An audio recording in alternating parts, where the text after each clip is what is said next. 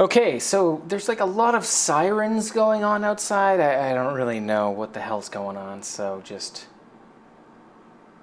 it sounds like they're driving away now. Very good. Welcome back to Dean Attempts to Learn.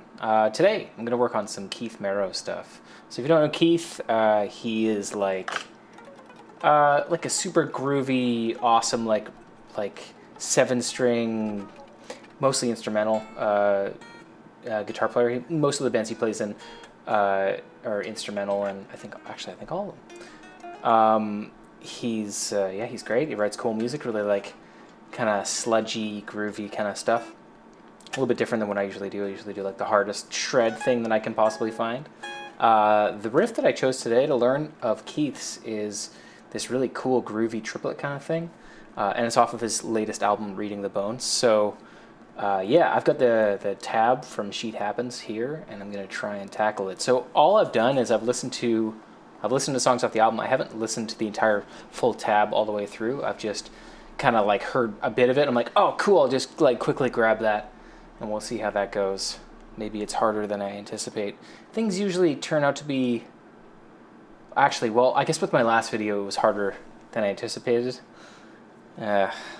My last one was the Obscura video, and that was tough.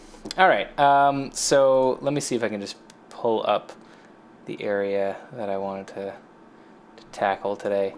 So if you have the tab from Sheet Happens, then it is... So it's the song Pythoness, and it's bar 24. Let me turn that up real quick.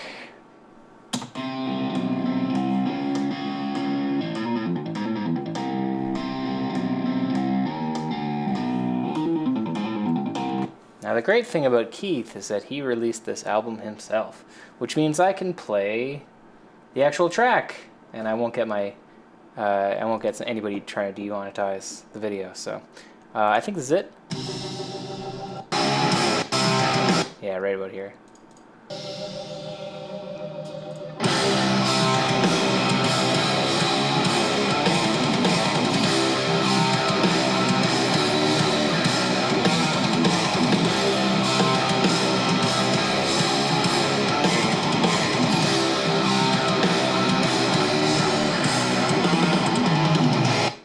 Cool. I'm stoked to try this. All right, so the song is in drop A on a 7-string. My video is randomly focusing. Yeah, so it's like the heaviest tuning you could imagine. You know what? Honestly, with 8-string, you just assume, maybe people that haven't played too much in the way of 8-string guitars, you'd assume that the lower the strings you get, like the lower strings you get, the heavier everything you're going to write is going to sound. I really don't feel like that's the case. With an 8-string, you can play some pretty heavy stuff if it's written well. The low E string, the low drop E or F sharp or whatever you tune in, it can add something to it, but there's something really specifically heavy, and like the frequency of a drop A 7-string guitar fits just, I don't know, something. It's oftentimes I find that the drop A riffs that I write are heavier than the drop E riffs. So, because we've been experimenting with a lot of drop A tuning stuff for the new ARCHSPIRE material that we've been writing. So, I just love the sound of it. I don't know. It really puts me a little bit outside of my element as well, because I'm not really too much in the way of a drop tune player. So, all right. I don't even know how to really tackle this. I think I'm just gonna try and go for it. And first part's not too hard. Does he do a full step bend, half step bend? All right, never mind. It's immediately harder than I thought it was going to be.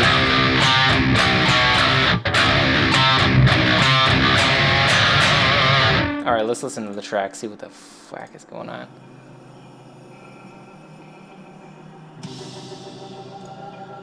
Get out of here, man. Well,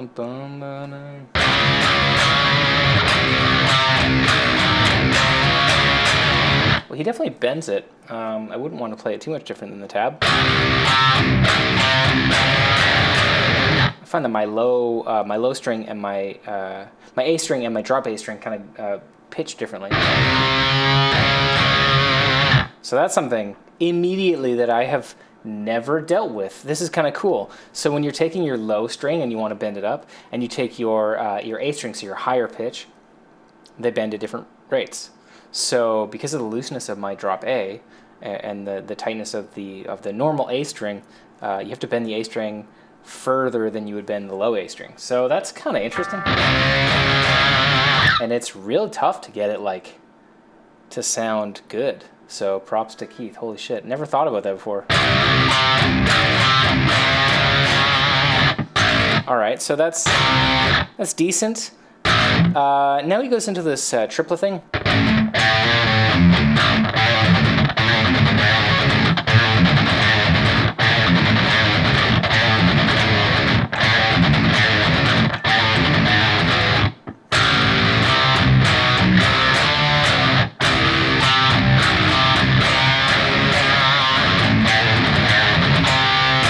All right, so the tab.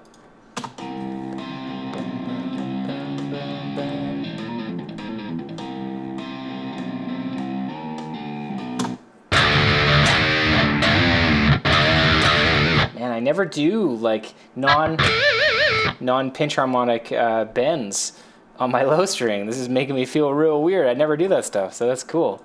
Really puts me outside of what I'm normally playing. All right, so.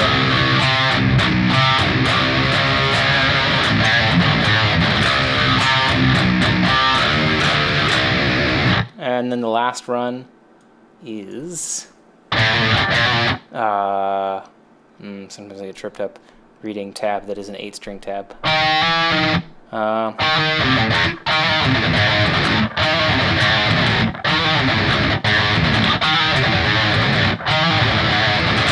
All right.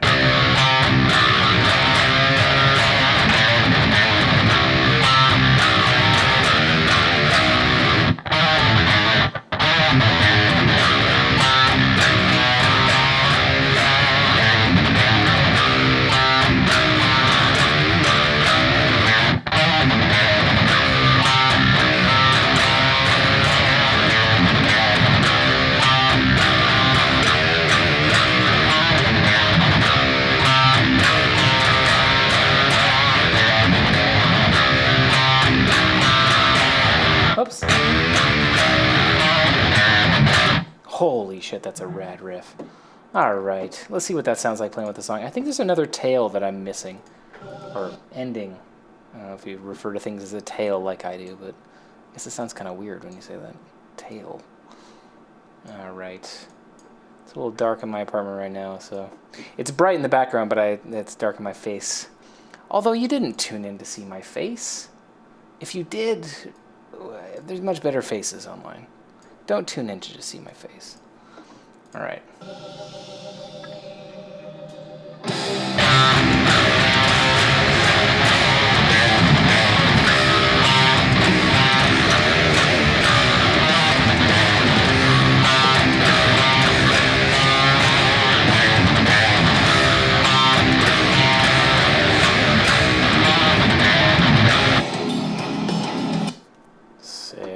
That's a sick riff. I mean, you can play as much crazy shred stuff as you want all day, but writing like a real catchy, thick, low-tuned, groovy riff, that's tough. That's really hard. So props to Keith for that. I'll play it with the tab a couple times, and then I think we're good. I might want to tackle one of these other riffs, but yeah, that's fucking awesome.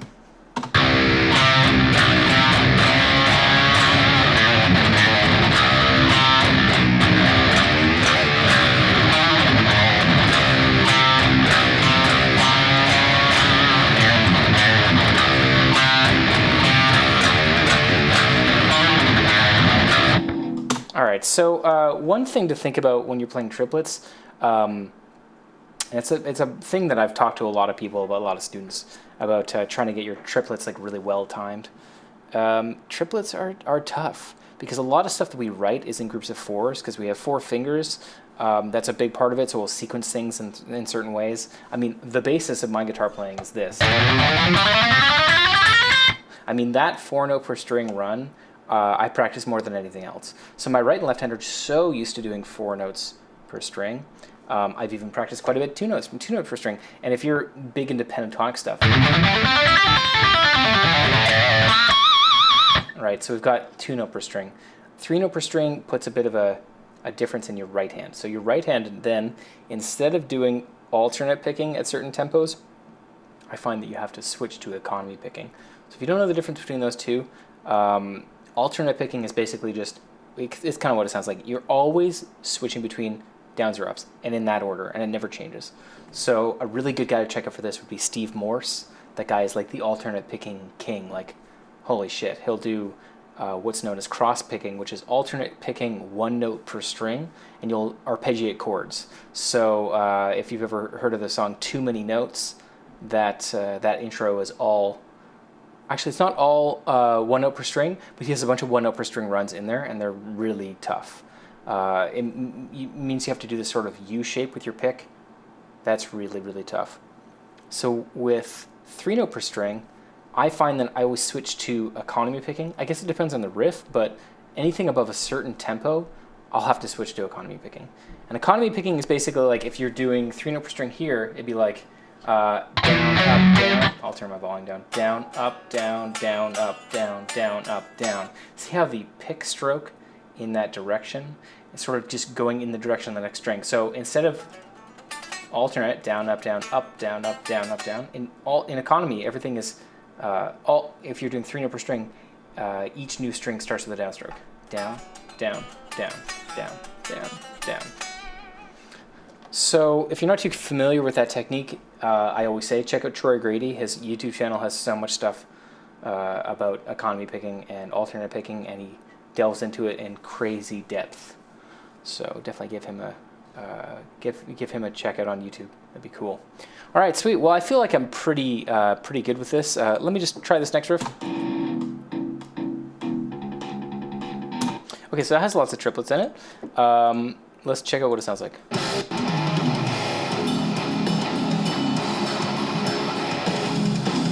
Okay, so this is kind of cool. The phrase starts before the bar line. It does a group of three for the triplets. What kind of chord is that?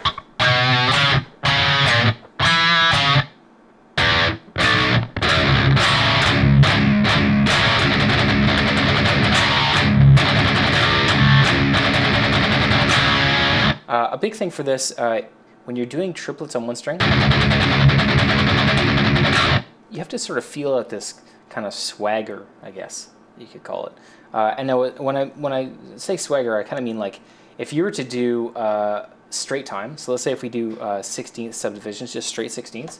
Every fourth note, or sorry, every first group of four is going to be a downstroke. Oh, I'm doing triplets. There you go. I don't know why I was doing triplets, because I'm so used to this song.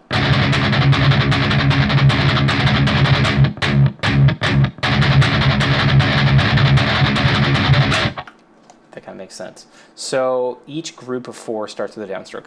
With triplets, it means that every group of three starts with either a down or an up, so it switches back and forth. And that switching back and forth is going to give you that sort of, it's like a telltale sign that you're playing triplets correctly. So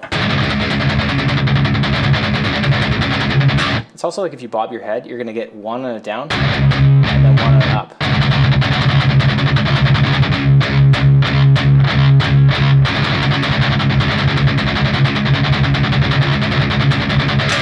So that's something to kind of check out. This has a lot of triplets in it. I find that like a low tuning with some triplets on the low, I guess in the song drop A, you're going to get some really cool heaviness, a lot of grooviness. So that's really part of Keith's style. Great. Well, hey, let me know if you've checked out any of this album. This tab book I think just came out. The album also just came out, so definitely give it a listen. Go buy it or stream it or whatever you do to get new music. And yeah, please leave your suggestions for the next song or the next riff, I guess. I didn't really learn too much in the way of songs in this channel, like a full song. It would be, the video would be hours and hours and hours long. If you want that, I don't know why you'd want that, and you want to torture me and you want to watch me learn an entire song all in one sitting, I mean, maybe you can persuade me if you give me the right song suggestion, but I mean, I don't know. That's going to be a long a long thing. I love learning other people's music, but sometimes cataloging every single moment of it, that just seems kind of crazy. But hey, if you want to see it, let me know.